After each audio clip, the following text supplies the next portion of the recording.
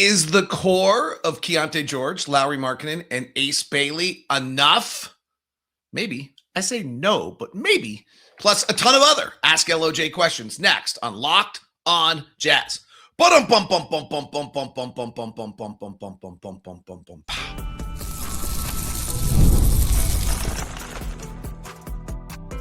You are Locked on Jazz, your daily podcast on the Utah Jazz. Part of the Locked on Podcast Network. Your team every day. How are you? I am David Locke, radio voice of the Utah Jazz, Jazz NBA insider, and this is Locked on Jazz. It's your daily podcast on the Utah Jazz, giving you insight, expertise, geeky numbers, and hopefully making it way better to be a Jazz fan each and every day. Thank you for making Locked on Jazz your first listen. Thank you for making Locked on the number one sports podcast network. On today's show, Ask LOJ edition. Isn't there a better route than Austin Reaves? Do you really believe in Austin Reaves? Isaiah Collier's improved play. What's the most misunderstood thing about this team by the fans? That's interesting. I don't know if I have a good answer. I've been thinking about it since the question came in. Our All Access people will get their question section as well for all the All Access members of the Everydayer Club. And a bunch of others coming your direction on today's show, which on this Friday edition is brought to you by, sorry, I did not pre-prepare that. My fault. This is bad David work right there. To the Everydayers, you're the best. Thank you very much. Hope you're catching ArenaCast. When you come to a Jazz game this year, we have it set up. You download the Sound Event app and you get the broadcast ad-free and you get in arena. We got a most moving got the most moving email from a blind listener in the arena last night that was just really moved me, like shook me during the broadcast. All right, today's show is brought to you by StatCast. What? Nerdcast on Jazz Plus and SEG Plus. Oh, wait, our first question comes in from Jeremy Brunner. Oh, wow. What is the StatCast you were doing on Saturday? Maybe it comes in from Scott Rogers, who are Jazz producers, and Jazz Scott Rogers is our graphics guy. Jeremy Brunner's our head of broadcasting. So Saturday, Kevin Pelton is flying into town tonight. I'm picking him up. We're going to dinner. We're gonna hang out all day Saturday. So it's a neat treat for me to have one of my closest friends coming to town. So Kevin Pelton is coming into town. He and I, along with Michael Smith, are going to do the broadcast. Sean Fensky from the Jazz front office. The Godfather Dean Oliver is going to join us.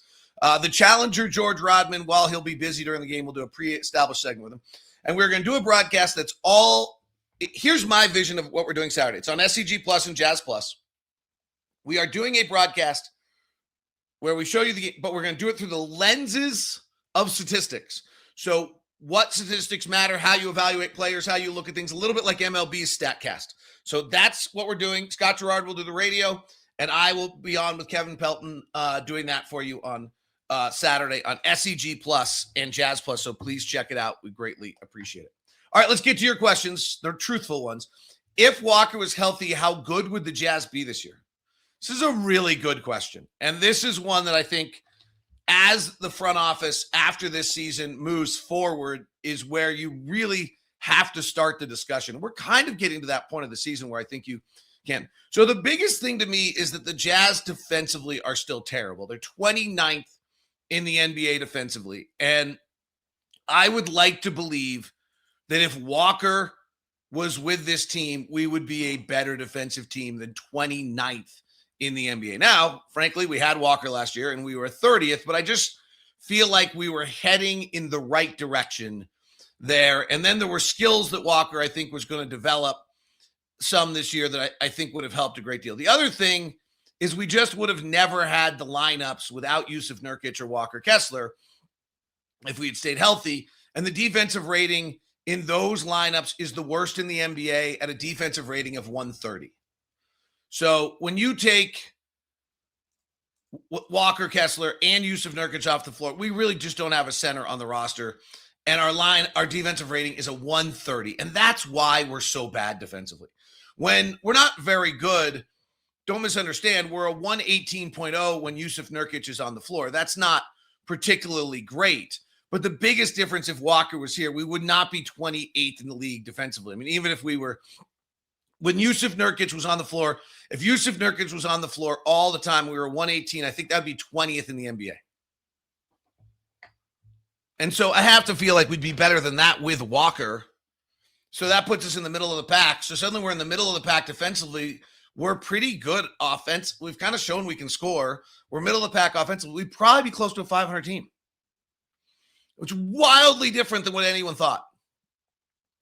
So I do think if Walker's healthy, we're probably a 500 team, and we're probably knocking on in the play-in and trying to sneak into the 8th spot. If we're just seems to be with Keyonte's jump, with Lauri's step, with just the depth, with the energy that the group has, the quest to be competitive, that's where it feels like we would be. Golden State, Memphis, Portland, Phoenix, right in with them if Walker was healthy. Is the core of Keyonte, Lauri, and Ace good enough to build around? So really, again, these are very good questions, and the ones the front office, my instinct on this is no, only because I actually said no to start the year. But Keyonte, as Will Hardy said last night, is really freaking good. And so if Lauri's a top 30 player and Keyonte is moving into a top 60 player, the real question is just, when does Ace Bailey put it all together? And I've said this numerous times, but Ace Bailey does not need to be great until October of 2027. But if we're going to use Jason Tatum as somewhat of a comp, in Jason Tatum's 3rd year, he finishes 12th in the MVP voting, and he becomes an all-star. His rookie year, he averaged 14 points a game on 10 shots. It's kind of where Ace is heading. Jason Tatum went to the free throw line 3 times a game, which Ace is allergic to the free throw line right now. So that's where there really has to be some growth. But really, truthfully, whether or not the core of Keyonte, Lauri, and Ace is good enough comes down to Ace's development. Everything kind of still comes back to Ace's development. If Ace makes the jump and follows the path of a Jason Tatum, like Jason Tatum now is a top 10 MVP player. I mean, that's a high bar. And you really got something and you're in it. If he just becomes a nice player, then it's probably not enough. The point there is what I'm saying is I still think that Ace has to be the lead guy. And if Ace does, then Keyonte and Lauri might be good enough to build around. The one I talk about a lot here is Tracy McGrady with Ace, and he's an MVP candidate by his 4th year. He was a slower developing, but he really didn't play much his first 2 years. He was 18 when he came in the league, really young, straight out of high school, didn't have the college year. But he finished 6th in MVP voting in his first year in Orlando. So that year 3 that we're seeing out of Keyonte has to happen for Ace. And when it does, then maybe Keyonte, Lauri, and Ace are good enough to build around. If Ace makes that jump. Because then you have Lauri top 30 and Keyonte's probably top 40 by that point. And yeah, maybe it is. Which gets really interesting on this whole how you build, what you do with your cap space, how you do all of this. And then you add Walker in as a defensive player and some versatility. Things are going really well for the Jazz right now. Like, honestly, our biggest concern is that we're winning too many games. But everything else is going very well for the Jazz. Will Hardy is developing players. Keyonte is really freaking good. That is going to be our new line. Lauri has just been a beast and showed more development. And Ace, Ronnie Price was on the broadcast with us last night. And he's just like, oh, Ace is awesome. There's going to be a generation of kids that run around and love a player. Like, they love Ace Bailey. Like, they've never loved anything in their life. So is the core of Keyonte, Lauri, and Ace good enough to build around? Maybe. Is my instinct that you need another piece in there? Yeah, but like we did the Austin Reaves game yesterday, which is what would be one of my pieces, and that's the free agent. What's interesting about Austin Reaves is the money gets tight really fast if you max him out, because you're paying Keyonte here shortly, and Keyonte keeps doing what he's doing right now. He's going to get paid. You're paying Ace shortly thereafter. It gets tight fast. You can deal with it, but it gets tight fast. But I do think my instinct is we still need another significant piece with Keyonte, Lauri, but we got to keep watching Keyonte and figure out where this is going. right? I don't necessarily know where the Keyonte ride is taking us. If we go look at the NBA top 100 player list and we look at that, the kind of tumultuous guard list of Trae Young at 26, Darius Garland at 27, John Morant at 28. Well, he's better than all of them this year. De'Aaron Fox at 33, Jamal Murray at 34. They're probably better than him. That tumultuous guard list is going to drop. So now we start getting into the 40s and 50s and you're into Tyler Hero. Like, yeah, Keyonte George might be Tyler Hero, who ranked 50th on the Locked On Top 100 list. Austin Reaves was 58. Keyonte might be Austin Reaves. Austin Reaves is really good in the pick and roll, as we talked about yesterday. It's probably underguarded on this. Denny Advida was at 62, is probably way better after the year he's having right now. Keyonte might be moving into the 60s. And Lauri was misgraded in all of this after a not very good last year, which was right. He did not have a very good last year. But Lauri is now into this group of Chet Holmgren, Jimmy Butler, this whole group. It's very interesting. The top 20 to 30 players, there's a massive slippage in this group of players. Kawhi Leonard not having a very good year. Paulo Banchero, not James Harden, not Jaren Jackson, not Trae Young, not Darius Garland, not John Morant, not Jimmy Butler, not like there's a transition taking place here. Good questions. The Locked On Jazz everydayers get the next set of questions, and they've got some good ones. They're the diehards. They're the everydayers. It's next on Locked On Jazz. Oh, I don't want to do that. I hit the wrong button. I almost ended the whole show accidentally. Woo, someone's sleepy. Today's edition of Locked On Jazz is brought to you by Murdoch Hyundai, located in Logan, and in Linden, and of course at 4646 South State Street.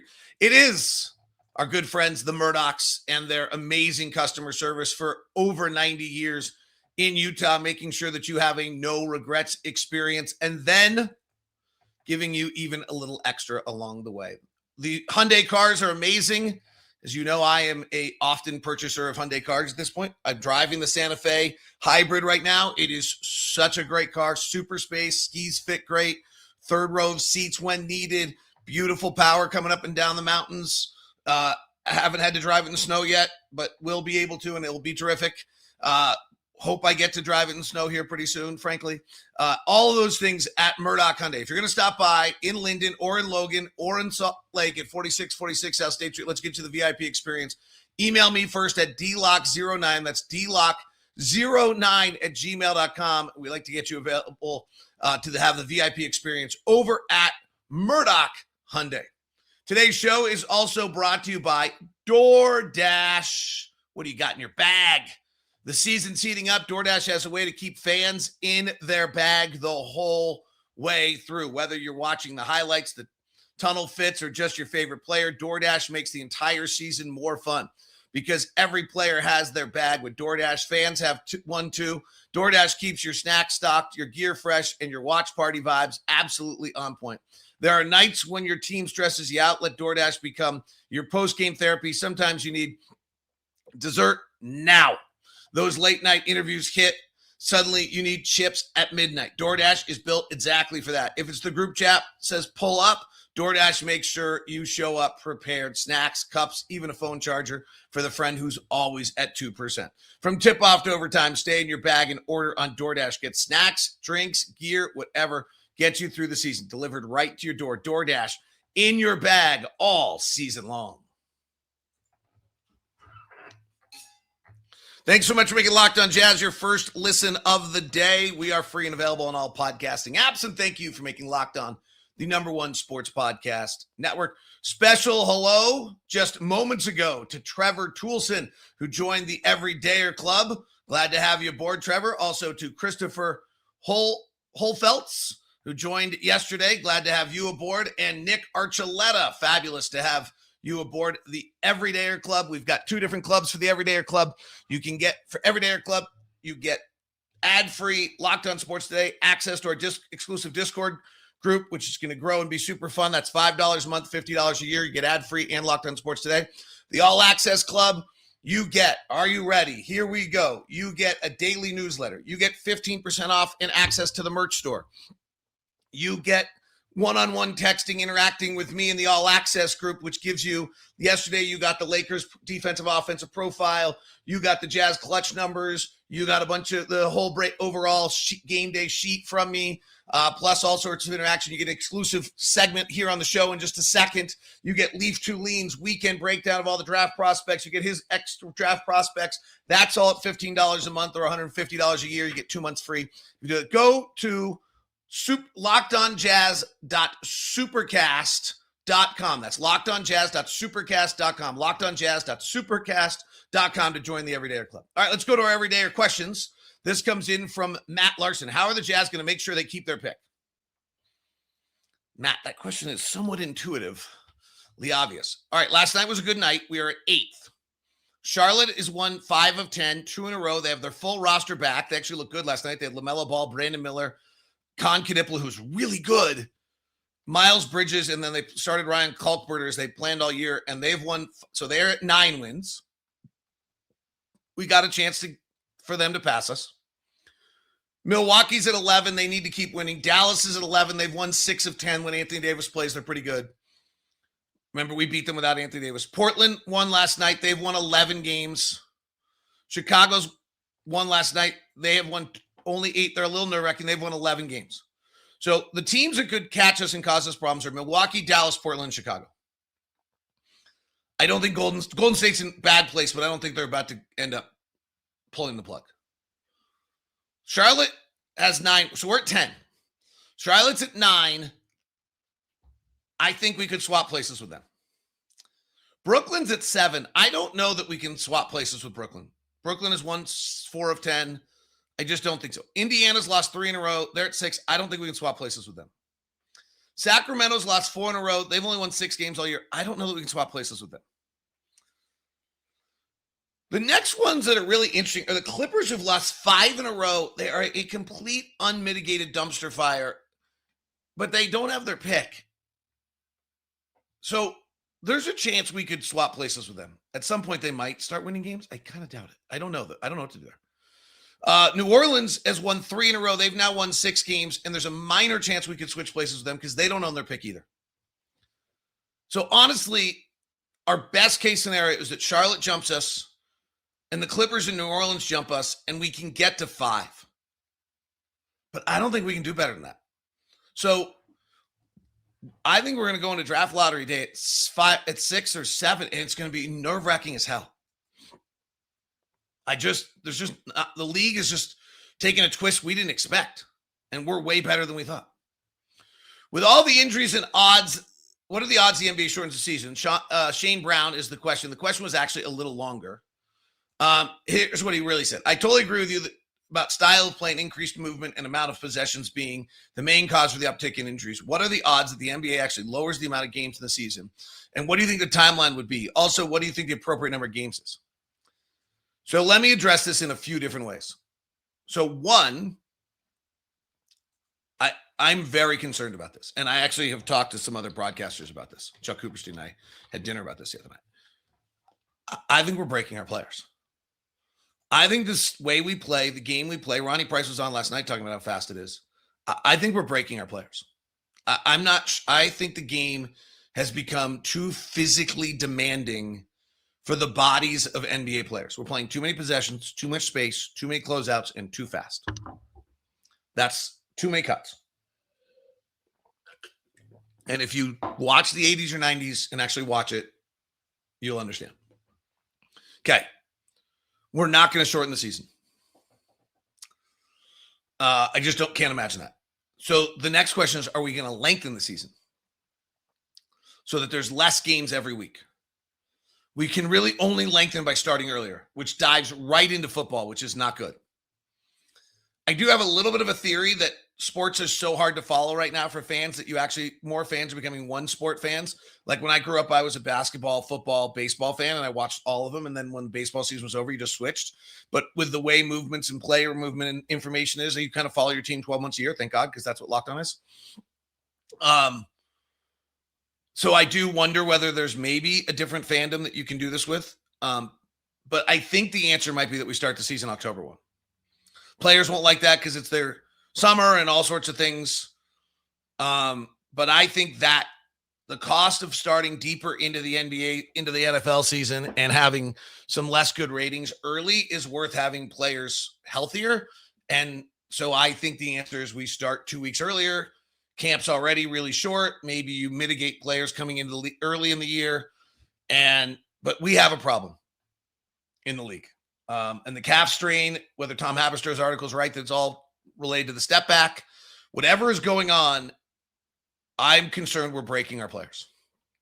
It's not because they're soft. It's not because of load management. It's literally the opposite.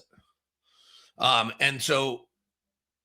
I'm not entirely sure load management answers a ton of it. I think spreading it out so that they either have some more days off and a few less back-to-backs. The study needs to be done. I was like, well, we're about to play some crazy stretches here.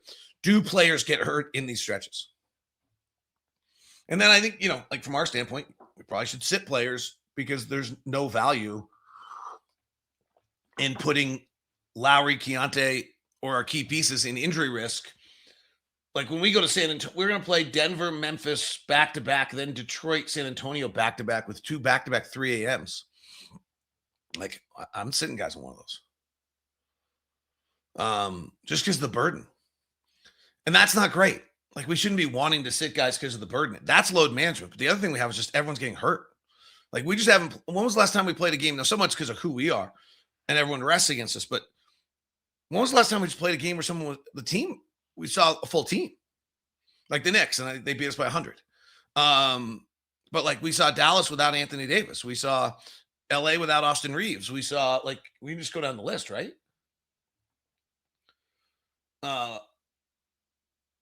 We saw Brooklyn without Michael Porter Jr. We saw Houston. They didn't play one of their guys in one of their 2 games. So I think that it's pretty clear that I think we're breaking our players, and I'm concerned about it. I think it's a massive issue for the league. From Hank Nelson, is there any reason Ace is not attacking the rim? It's a great question. Ace's rim percentage is not good. And then Ace's free throw percentage is worse. So a few things. If you watched last night's game, I thought it was a good indicator. Ace really doesn't read the game very well yet when he drives to the basket. There's multiple guys coming. I think he's late to see him. He doesn't quite have it figured out who's coming from where. And then he has always been able to fly over the top of people and be able to finish, and now he can't, and so he's not used to having to draw fouls. I think this is skill development. I assume he'll figure it out. He'll need to, or else he'll be a wildly inefficient player. But he needs to improve his handle a little bit, which is probably the easiest skill there is to develop. But yeah, he just doesn't read the game very well right now, particularly if he's coming from the top. From the sides, he seems to read it a little bit better when guys are coming to get him. So good question, Hank. All right. What is the most misunderstood thing about this team from the fan base? And would it be better to sign 2 players with our $40 million rather than 1 player with our $40 million? Interesting questions as we continue on Locked On Jazz. Friday edition of Locked On Jazz is brought to you by Rocket Money. Cancel your unwanted subscriptions today and go to rocketmoney.com/lockedon. Ever feel like money just disappears every month? It happens fast. A few subscriptions here, an impulse buy there. Suddenly the numbers in the bank account don't match the numbers in your head. Rocket Money helps you with clarity, track every dollar, stay in control of your finances. Because managing your money should not feel like a second job. Rocket Money does the heavy lifting for you so you can save more and stress less. Choose one that fits the issue for you. Whether do you want to see all your spending on one dashboard so it makes it easier to understand where your money is going, or how Rocket Money automatically builds budgets based on past spending that could help you, or the bill alerts and sending notifications helps you catch up on the small things. If you're like me, then you don't miss paying things. Take control of your finances. Cancel your unwanted subscriptions with Rocket Money. Go to rocketmoney.com/lockedon today. That's rocketmoney.com/lockedon. That's rocketmoney.com/lockedon. Today's show is also brought to you by Gusto. Love good old friends. Let's be real. No one starts a business for the joy of calculating tax withholdings or managing payroll spreadsheets. That's where Gusto comes in. take the stress out of payroll, benefits, and HR, and show you can focus on running your business and supporting your team. Gusto is an all-in-one remote-friendly payroll and an HR platform that makes managing your team simple, transparent, and fast. Whether you're hiring, onboarding, or paying employees, Gusto helps you do it all from one place without the hassle or the hidden fees. Unlimited payroll runs for 1 monthly price, which means no surprise charges at the end of the month. Gusto's automated tools like offer letters, onboarding materials, and direct deposits save hours every week. And knowing you can reach certified HR experts anytime gives you a real peace of mind. We used Gusto when we started Locked On, so you should try Gusto today. Gusto.com/LockedOnNBA. Get 3 months free when you run your first payroll. That's right, 3 months of free payroll at Gusto.com/LockedOnNBA. One more time, that's Gusto, GUSTO.com/LockedOnNBA. Thanks so much for making Locked On Jazz your first listen Saturday StatCast. Make sure you grab that. All right. By the way, for all you who are flipping the stream on SEG Plus and Jazz Plus to radio, greatly appreciate it. Hope you're enjoying that. Let's continue. The questions are great. I love our Friday shows. We used to do this like every few weeks, and then the questions got so good about a year ago. We do it every Friday. What is the most misunderstood thing about this team? That's really interesting. So the first thing I have to understand is what the fan base thinks. So here's the only thing I would say that I think has not been talked about enough, and it's because everyone's being polite. John Collins, Colin Sexton, and Jordan Clarkson were all good dudes. There's nothing wrong with them. But their departure opened up the oxygen to allow Keyonte George to become Keyonte George. Is opening up the door for Isaiah Collier right now to be Isaiah Collier. I opened up the door a little bit for Lauri Markkanen, but he's just not a natural leader. So it's not as big a deal for him. But and in turn, what you're getting right now is a team that is very serious about getting better and trying to win and trying to play right. And not that John, Jordan, and Colin weren't serious, but they just had been around long enough that they kind of understood what was really going on. And so whether they meant to be or not, they probably weren't as serious. And they didn't have this 24, 36, 48 month point of view. So these guys are hungry to get better all the time. They're not established. They haven't been paid. They haven't got there. And it's creating an energy amongst the team that couldn't have happened if they didn't trade Colin Sexton, John Collins, and Jordan Clarkson. And so while Austin Ainge got kind of ridiculed in the offseason for trading Colin Sexton, have to give up a draft pick, and trading John Collins and not getting much other than, frankly, Kyle Anderson and Kevin Love have been pretty good. I mean, Kevin Love's been important in the locker room as well. And cutting Jordan Clarkson for nothing, clearly the market didn't yield anything on any of those guys. But then instead of holding on to them or waiting or something, just moving them to clear oxygen, I think was super important. Wouldn't it be better to sign 2 players for $40 million than one player like Austin Reaves so you can get to 240 minutes? Woo, this is a great debate. This might even make part of StatCast. This is a great debate. So it kind of goes back to the question, do you believe Lauri, Keyonte, and Ace are good enough? If you believe that Lauri, Keyonte, and Ace are a good enough core for the future, then yes. Then you should be trying to sign 2 players to $20 million each to get us to 240 minutes would be good a lot faster.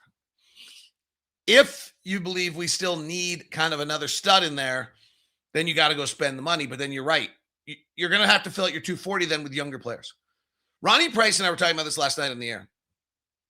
Old teams might be bad now.